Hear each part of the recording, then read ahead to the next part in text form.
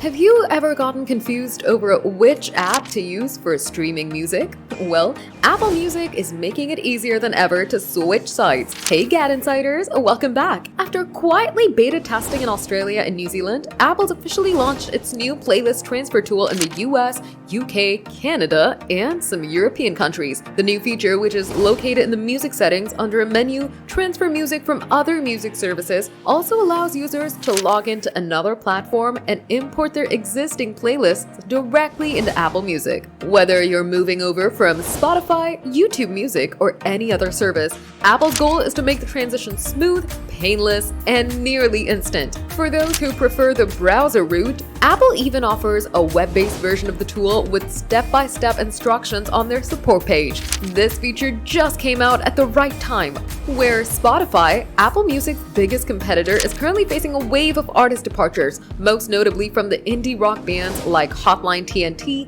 Godspeed You, Black Emperor, and Deerhoof have all publicly removed their music from Spotify, hinting deep concerns about the company's ethical direction. While criticism over Spotify's low royalty payouts is not new, it just came out that its CEO has invested heavily in Helsing, a controversial AI-powered defense tech company. For many of these artists, supporting a platform which backs military AI development just doesn't go with their values. So now, with Spotify under fire and some users questioning their loyalty, Apple Music's new tool feels just right, and it feels intentional. For an average listener, it removes one of the biggest barriers to switching platforms, that it's the loss of years worth of playlists and carefully curated musical moments. With just a few taps, Apple's giving Spotify users a way out, and perhaps giving artists and fans a new home. Do you think this feature will be useful, or are you gonna stay in your old platform? Let us know in the comments. If you love this news, smash that like button, subscribe to GadInsider, and hit the bell icon for more tech updates.